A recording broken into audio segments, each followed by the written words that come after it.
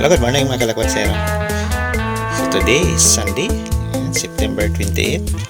So nandito na tayo sa may Pagsanghan, Laguna. The tourist capital ng Laguna ito mga kalakwatsero.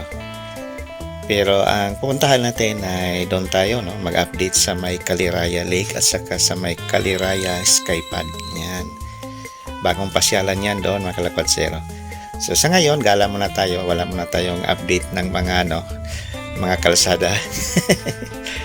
So gala-gala muna tayo. Kasi matagal na tayong hindi nakapagala, lalo na din sa may bandang Laguna. So ito na yung Pagsanghan ngayon, no? Ang dami nang nabago pala, no? Din sa may Pagsanghan, may nadaanan na tayo kanina na SM. May ano pala din ito yung bagong SM Pagsanghan. Yan ang abangan natin mga kalakwatsero. So ito na yung isa sa mga tourist attraction din itong Pagsanghan Arc. So panahon pa yan ng mga 1800, no? Gawa pa yan ng mga Kastila. At tapos yung bunga din yun na yun, makita natin yung mga ancestral houses din yan, no? Mga makalumang bahay, no? Parang sa Batangas din sa may Taal yan. So ganito rin din sa may Pagsanghan Laguna, yan, no? Na preserve pa yung mga lumang bahay. Imagine niya natin mga kalakwatsero, almost 200 years na, no?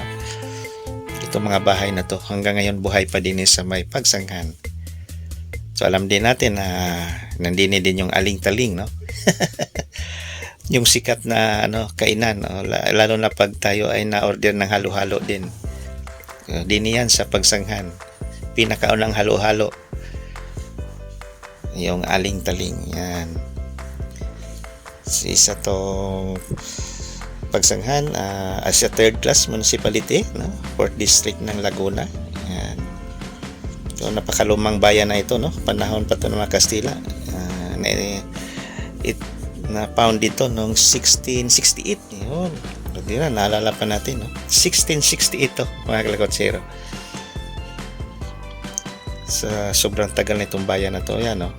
Ang dami na mga establishment din mga kalakwatsero.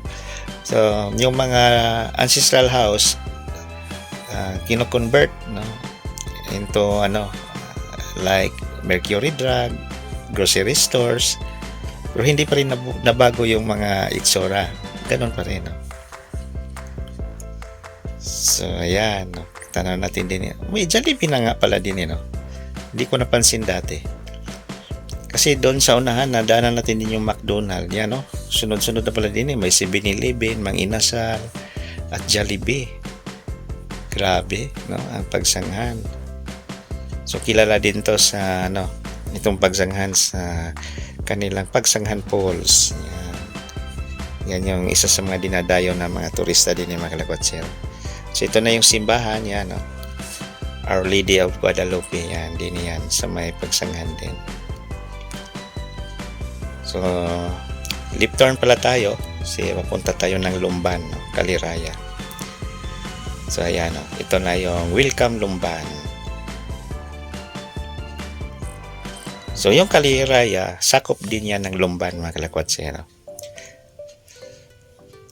So, buti na lang magandang panahon ngayon. So, nakagala tayo, mga kalakwatsero.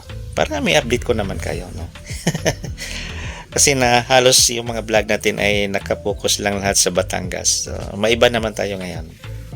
Okay, so continue tayo sa ating lakbay.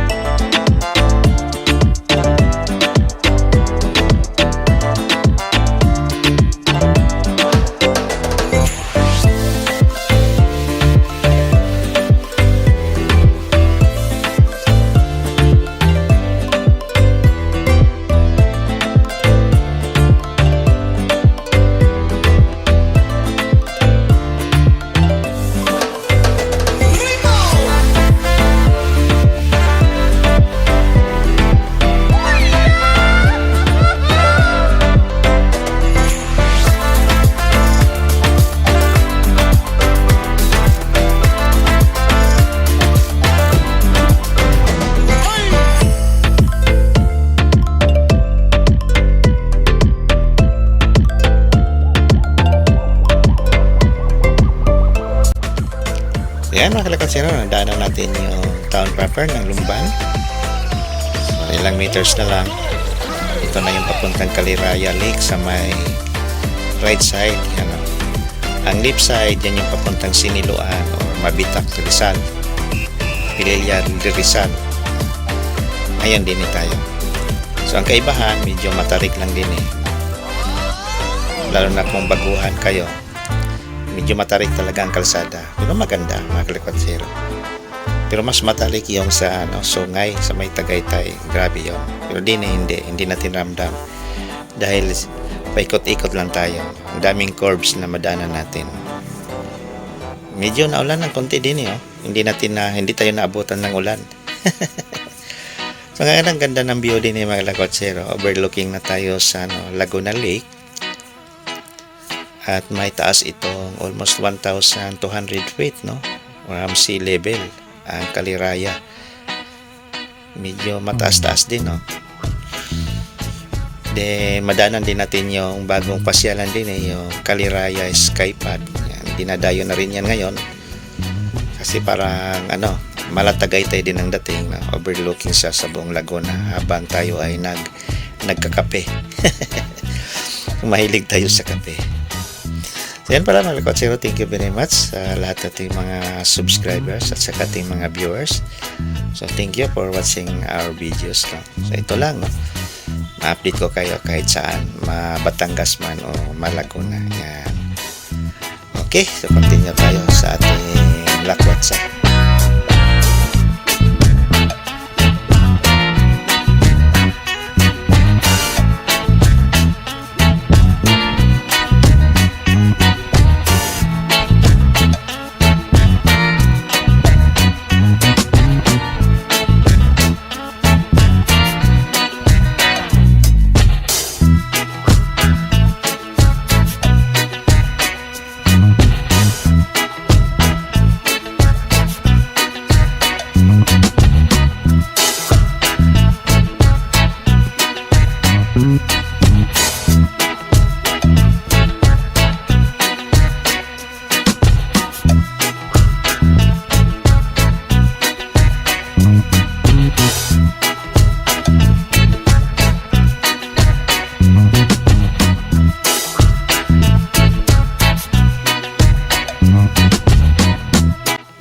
So yan, tanaw natin ang Caliraya Skypad. Yan, ito na yun mga kalakwatsero. Bagong pasyalan din sa may Caliraya.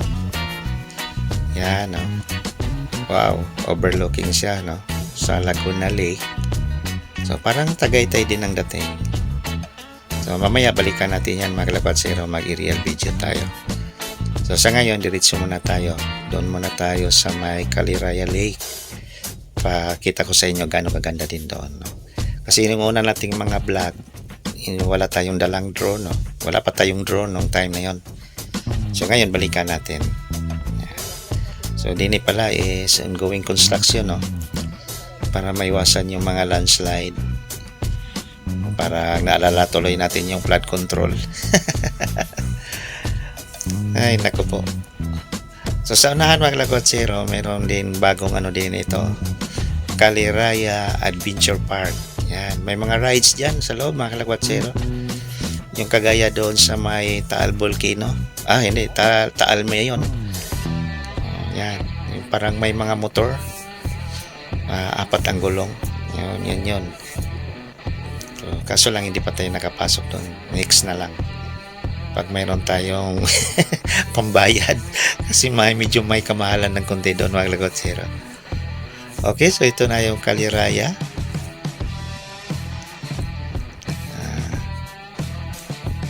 Tanaw natin yung lawa, yung lake. Caliraya Lake. Yan pala. Ito na yan mga kalakwatsero. Okay, so continue muna tayo sa ating guide.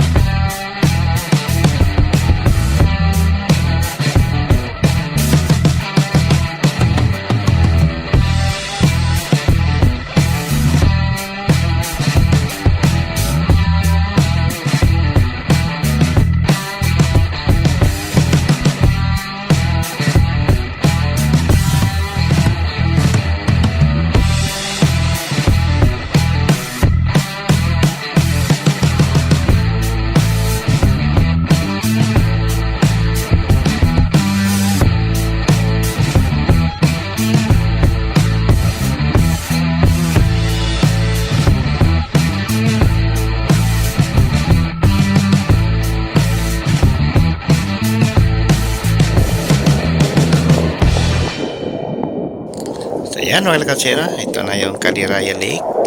Ayan. So, sa unahan, doon tayo mag-aerial video. So, tahimik, no? Wala masyadong nagala ngayon, no?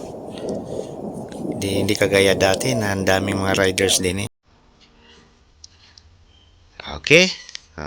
Ito na yung aerial video natin mga katsera. So ngayon may pakita ko na sa inyo ang buong lawa, ang lake. Pero ito naman kalapatsero ay a man-made lake. O, sa madaling salita, ito ay dam talaga, no?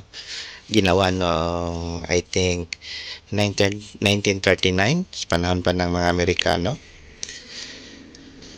So sa ngayon, isa na to sa mga pasyalan, no? At dami ng mga resorts din eh. So diyan tayo kanina, ang ganda ng kalsada, oh. Napaganda pala ng view mga kakotsero. Yan. So maraming mga resorts din eh din, no? Mga island resorts.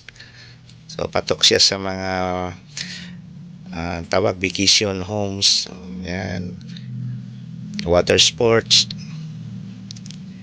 So napalibutan na to ng mga resorts din eh mga kakotsero. So kung tayo ay mahilig sa mga outdoor adventure, so yan. Mas maganda din eh tayo sa may Caliraya. Kasi ang daming resorts din eh. So diyan tayo kanina mga kakotsero. So yung kalsada na yan, yan yung papuntang Pagsanghan din. Yan. So din tanaw natin yung mga maliliit na island. Although nandyan din yung golf course, yung banda na yan, no? Din ito na yung mga island. So pakita natin yan, no? So patok ito sa mga gustong mag-vacation, lalo na pag family vacation, no? Rentahan mo yung isang island. So sa ngayon wala tayong makita mga turista, no? Kasi bagyo kasi kahapon. Medyo tahimik ngayon, no? Wala tayong makita mga water activities like wakeboarding, windsurfing at saka mga kiteboarding. Pero pag summer din mga kapatsero, ang daming turista din eh. Puno itong resort din eh. So itong kalsada na to, yan na yung diretsong Kabinti. Yan, Kabinti din. No? So yan, ang ganda ng view mga kapatsero. So may isla doon, no. So hindi lang ako familiar sa mga price, no. Magkano ang price diyan, no. Kung rentahan mo yung buong island.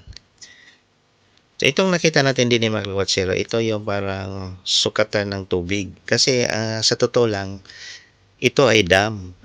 Itong Caliraya Lake, dam talaga ito mga kawatsero.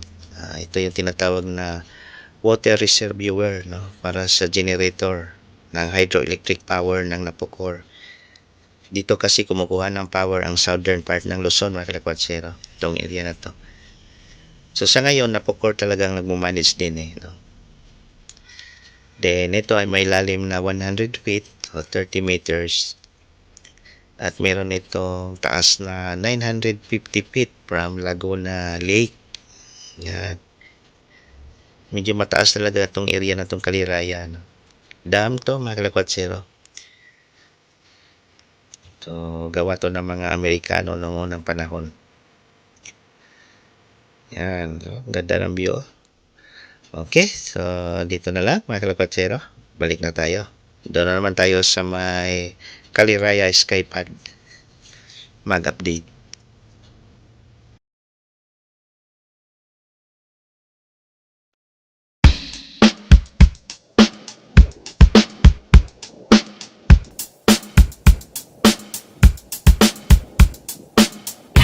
So pansin din natin mga kalapatsero, medyo natahimik na itong area na to. Kasi bawal na kasi ang magtinda.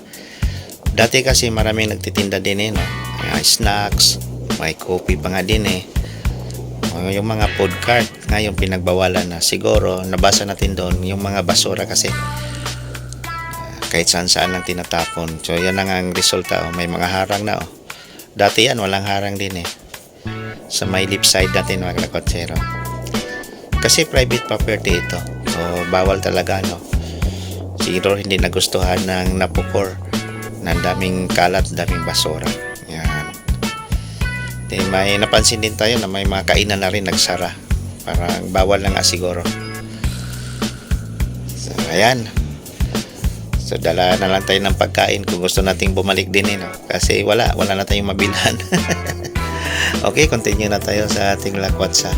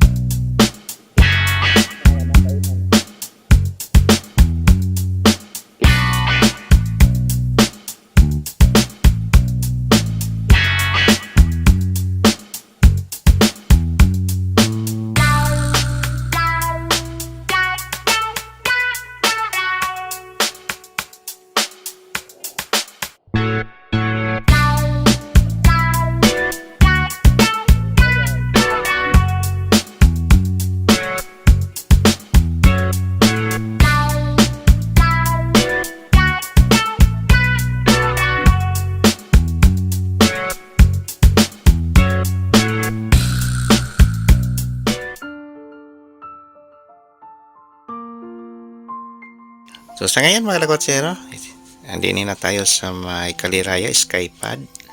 So ito na yung bagong pasyalan. Dini sa may Kaliraya, Lumban, Laguna. Yan. So nasa gilid siya ng Pangpang. Oh. So yan yung sikat na ngayon, no? Na coffee shop din sa may Kaliraya. Dinadayo na to, lalo na paggabi. May live band pa din eh. Yan, no? So ang ganda mga kalakwatsero. Unique din yung overlooking na yan sa buong Laguna Lake at saka sa bayan ng Laguna, Lumban, Laguna. Yan. So bago lang to, siguro mahigit 1 taon pa to, no? Kasi nung unang visit natin, wala pa, no? Construction pa ito. Siguro assume natin mag 2 taon pa ito mga kalakwatsero. Kasi 2 years, almost 2 years na tayong hindi nakabalik din eh. So ang ganda din ng view. So patok talaga siya sa mga turista din, lalo na sa mahilig sa mga ganito adventure rides. So mayroon tayong makapihan, no? Lalo na pag tayo ay antok na sa ating mga rides or tayo ay pagod na. So dini tayo sa may Kaliraya Skypad, mag-relax. Yan. Hindi lang to Kaliraya Skypad, siguro mga 3 to. Nasa baba pa yung iba. 3 mga coffee shop ito, mga kalakwatsero.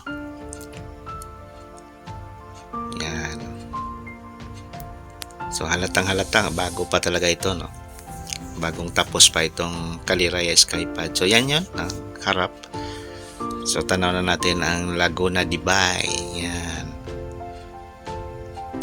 Ang taas, no? So from Laguna de Bay to Kaliraya, almost 900 feet yan mga kalakwatsero ang taas. Din tanaw natin yung highway din sa baba kasi naikot-ikot lang to eh. Parang bitokang manok ang kalsada din eh mga kalakwatsero. Yan, no? So din eh makita din natin yung iba, oh. Under construction pa yung iba. Yan, oh. Mga coffee shop din yan, oh. Mga kapihan, parang parang itong lugar na to puro coffee shop ito. Yan, oh. parang may mga kompetensya ng may kompetensya ng Skypan. Okay, so continue na tayo sa ating biyahe. So pabalik na tayo doon sa may Pagsanghan. At abangan na lang ninyo ang next videos natin mga lakwatsero, kasi gagala na naman tayo doon sa may Magdalena hanggang Liliw, Laguna. Yan. So mag-update din tayo doon. Okay. So dito na lang. Thank you very much for watching our videos. God bless us all. Thank you. Bye bye.